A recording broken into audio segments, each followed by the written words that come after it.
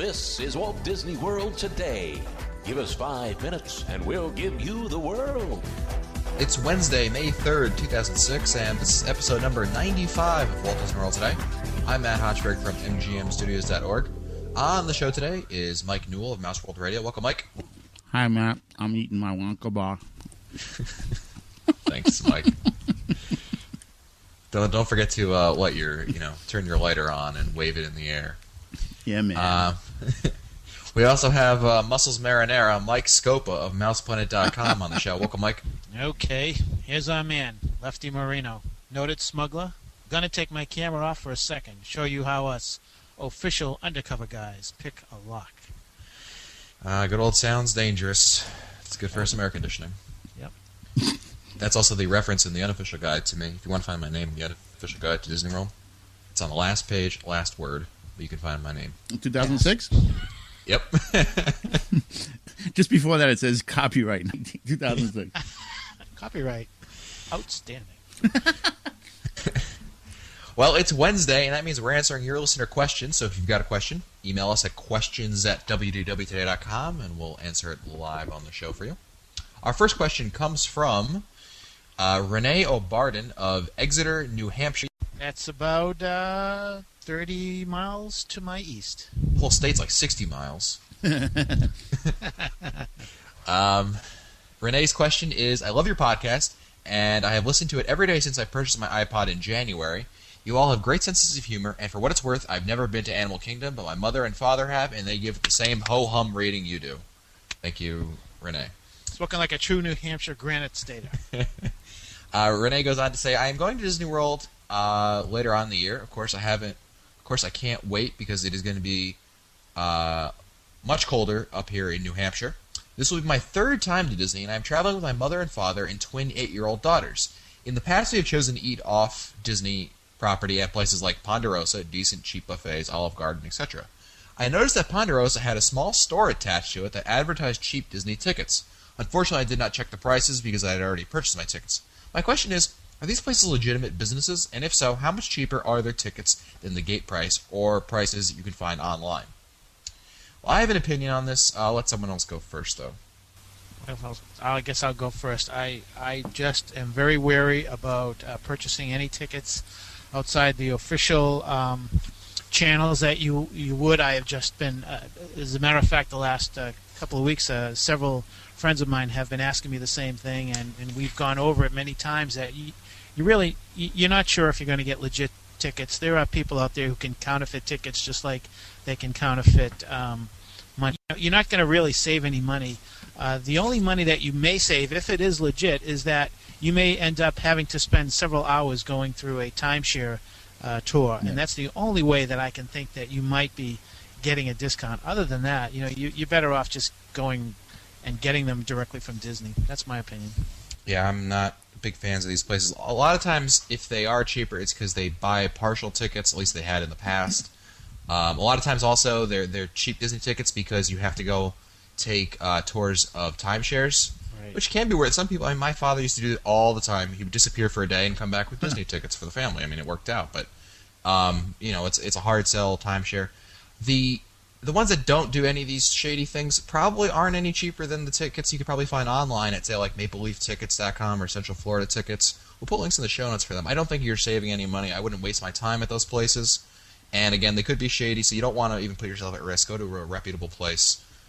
Even Disney's advanced ticket purchasing isn't even. I mean, you're going to save some money, so it's better than nothing, really. The same can hold true for eBay too. You kind of want. Oh yeah. Stay clear of that. Yeah. I would make a suggestion that you could try AAA. That would be probably the only non-Disney place that I would try. Yeah. Okay. Desiree in Texas writes, we are traveling to Walt Disney World in the next 2 weeks. Our flight to Orlando arrives very late, 10:40 p.m., and we are staying at the Wilderness Lodge Courtyard View with a pass holder's rate. I am quite concerned that we will get an inferior bottom-of-the-barrel room because we are arriving so late. Is there any way to increase our odds of getting a room with a shorter walk but not too much noise? Thanks. Love the podcast. It's the best.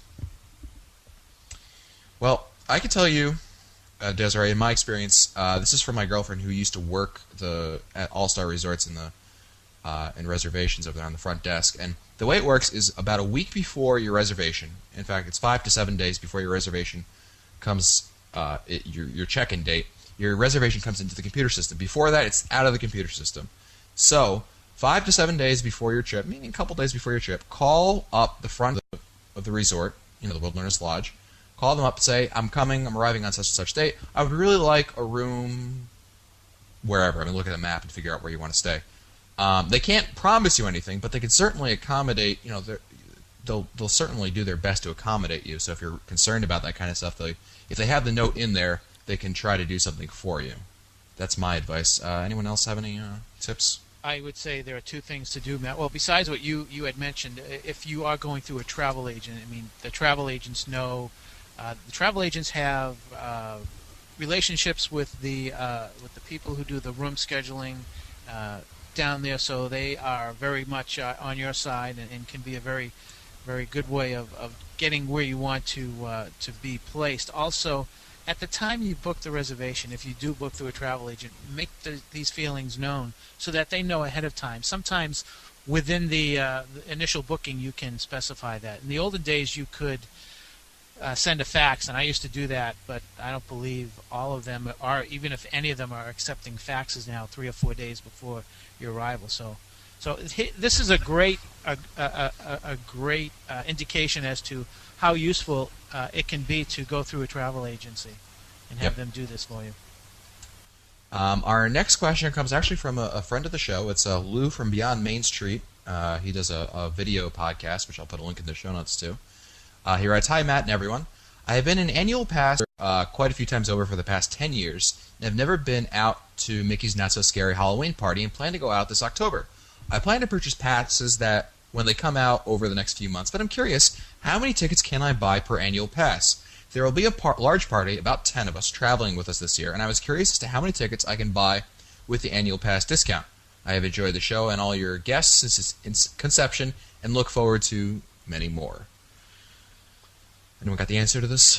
Well, Lou, as always, anytime a question like this comes up, there's a little caveat that is at the end of the answer, and that is things can change. So with me saying that, let me say that from what I understand right now, for every annual pass, you can purchase up to 4 discounted tickets. I was able to do something similar to that last October. I don't know if it's going to be the same for this October, but the last time I checked, it was up to 4 per annual pass. But again, it may change. You can always ask. I don't know how many people in your party, Lou, have annual passes. If it's just you, or perhaps your wife has one, or someone else has one in your party. But worse, you can just level with them. Say, look, there's 10 people here. And if that doesn't work, just call back, and maybe they won't see the existing one. I don't know. Matt, we should give Lou the number, and everybody. The number is 407-560-PASS. Maybe we should put that in the show notes. Yep, absolutely. We'll put that in the show notes. Our next question is from Bill, and Bill writes, on your podcast on the 27th, you mentioned you could no longer purchase annual passes at the Disney Store. I purchased one at the New York Store on December 30th of 2005, so unless this is a very new policy, it seems not to be uniform. I also used a Disney Visa card for purchase, since December purchases at the store pay back 3%, which is unfortunately the only discount available for new annual passes to my knowledge. Hey, it's a beer at the Rose and Crown anyhow. So thank you for Bill for that tip for saving some money over there. Beth Satong writes to us, does anyone know what time the dating game usually takes place at MGM? Some cast members play unusual characters in costume and have a guest participate in a dating game on the street to entertain the crowds. I just happened to stumble upon it starting on a trip last November and would love to catch it again. Streetmosphere. Yep. There's a bunch of different acts. My favorite act is actually Francis Flute, who is also on Sunset Boulevard. The dating game usually occurs in the afternoon. They may run it once or twice a day. There's a couple different acts. Your best bet, Beth, is when you get to the park, stop by guest relations and ask them what time you can expect to find the dating game characters out. The problem with the Streetmosphere characters is they don't plan ahead in terms of where they show up, so it's hard to plan ahead for these kinds of things. But they're usually in the afternoon. That's what I would say. I hardly ever see them in the morning before receiving lunchtime. Yeah, usually between 12 and 3. Yep. Paul Adams from Orange, New Jersey writes, I first went to Disney in 2000 when I was 25 and fell in love with it. I have been back many times. I have had an annual pass before. I was wondering about the prepaid meal plans. I think he means the dining plan here. How do they work? What do they cover? How much do they cost? Do you have to stay on Disney property to get them? We have a timeshare that borders Animal Kingdom, one of my favorite parks, even before Everest, and would be willing to defend it. So we would not be staying on site, but we love the restaurants and believe that it's a huge part of the experience. Love the show, never miss one. Okay, first off, the dining plan is an option that is available only when you purchase a vacation package. The dining plan presently, let's see, the price is $37.99 per day per adult and $10.99 per day for children aged 3 to 9. What this gets you is one table service meal, and that usually includes an appetizer, the entree, the dessert, non-alcoholic beverage, and I believe it also includes the gratuity. It also, covers a buffet if you go to one of the buffets. So that every day you have one table service meal. You also have one counter service meal, and that would be an entree or a combo meal, dessert, and a non-alcoholic beverage. Then you also have a snack, which would be something like a Dole Whip. Need I say more? It could be a piece of fruit. It could be a popcorn. It could be a Diet Coke, whatever. So each person in the plan would get one of those per day. It's a very good deal, especially if you know exactly where you're going to eat, and if you know the good places where you get a real good bang for the buck. And again, it's only available when you buy a vacation package. It's pretty good, but you really need to do research, and you really need to really look into the restaurants and where you like to eat so that you can get your money's worth. Yeah, it's really important also. Who's our sender here? Paul, to book ahead. And in fact, I'm also going to recommend that you listen, if you haven't listened to it already, episode 20 of the podcast. Mary Waring came on and really explained the dining plan and went into it into detail. Mary Waring, and actually Sue Pisatora was also on that show. So I'll put a link in the show notes to that. I want to pick up what you just said, Matt. If you do book a vacation and you do take the dining plan, it really does make a lot of sense to book ahead. I am on the dining plan for August, and several weeks ago, actually almost a month ago, I booked all my restaurants because I knew that it was going to be tough when I get there to book them, and I wanted to make sure I got the restaurants of my choice so I could get the most out of my money. So yeah, you really want to book ahead if you can. Great. Our next question comes from Karen of Bear, Delaware, who writes, love the podcast. We visited Walt Disney World during the third week of August in 2003 and found that the crowds to be manageable thanks to touring plans. I'm sure Len would really appreciate that comment. Karen? Who? Len? I know who. Who's that? Schmoopy. And the only place the heat seemed really bad was at the Magic Kingdom. Obviously she didn't go to Animal Kingdom. Yeah, right. We park hopped every day and tried to take a midday break at the water park every 2 days of the theme parks. We're going back in June of this year, in fact June 16th to the 24th. I was wondering what to expect from the crowds and heat in mid-June versus August. Well, Karen, since Len is not here, we got, well, actually probably the best thing, Len's not even that good. We got his book. Howdy ho, Matt. Howdy ho. The average high in June is going to be 91 degrees, with the average low being 71, versus August, where the average high is 92 and the average low is 73. So there's really not a whole lot of difference. And Mike, I think you can back me up on this. That once you start the real summer months of June through August, I mean, you're just going to you're dealing with like high temperatures and 3,000% humidity. Is that right? Yeah. I mean, there's not a whole lot of difference. We're not talking like it's not even like September. I've been down there May, June, July, August, September, October, and I can tell you that the hottest month has always been June.